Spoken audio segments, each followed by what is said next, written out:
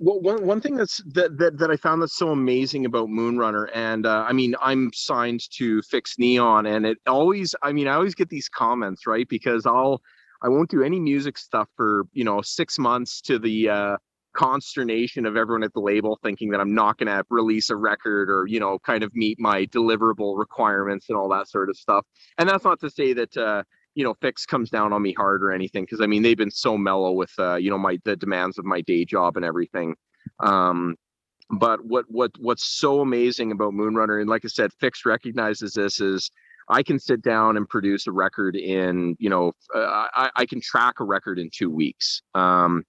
And I mean, obviously mixing takes a little bit longer, and then there's the mastering phase and everything, and getting tracks back from feature vocalists and other artists and everything. But Moonrunner really is formulaic, and not so much in the songwriting process, but in the production process, in terms of having a template set up. I've developed the Moonrunner drum kit over, I mean, Streets is really when I spend a lot of time developing that drum kit, and it's followed the project ever since. So like when I load up a template, I've got the Moonrunner kit already ready to go. And I mean, a lot of it is, 3 chord, 4 chord, 4/4 major stuff. It's pretty poppy, so I can start with a synth patch that is inspiring, and usually I am inspired by sound, and I'll just build off that.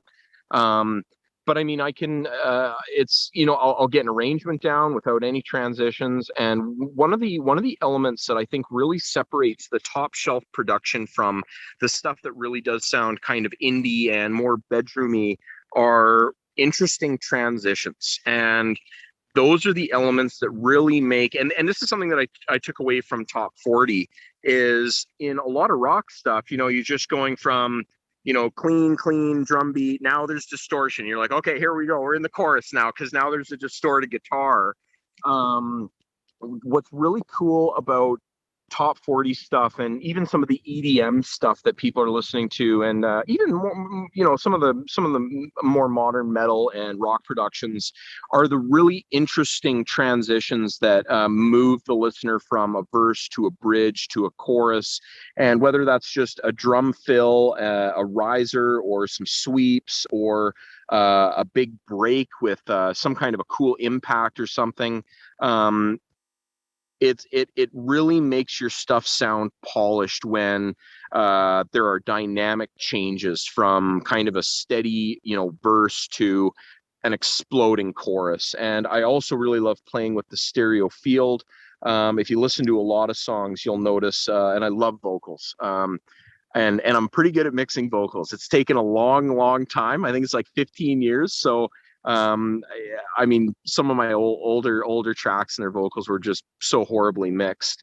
But I love when that chorus hits, where the whole song almost rises a full dB, and the vocals just are, now they're super wide, and you've got kind of 3 vocalists coming at you from the right and the center and the left, and you've got a kind of a wall of music coming at you, to kind of breaking back down into more constituent elements during bridges and stuff. It's the change in dynamics and interesting and compelling transitions that really make production sing. And when I listen to a lot of kind of like up and coming, or younger, or newer synthwave musicians, that's what I noticed, is you're in the verse, and then you're like, okay, oh, now I'm in the chorus, and you're like, oh, there wasn't much of a transition there. Oh, now I'm back to the verse. You know what I mean? But yeah, I don't know. And I guess we all expect the formula, like the verse, chorus, bridge stuff. We all kind of know when things are coming. But when those elements explode and the change is pronounced, that's what really kind of moves people. So I don't even know if I'm answering the same question that you asked, but You are. yeah, the transitions. And here's another thing: is I hate working on transitions. Like, I hate it. They're so satisfying when they're done, but picking samples for sweeps and white noise and all that stuff, and playing with dynamics and EQ filters and everything, just to get that transition. I actually hate that stuff. I'd rather arrange and be tracking vocals and doing mixing, which is way sexier than like sample surfing for half an hour to try to find stuff that's going to fit to make that transition work. So Well, like I said, I think it's actually one of the most important features. I actually hate doing transitions, but without them, the music suffers, right? And the song suffers as well.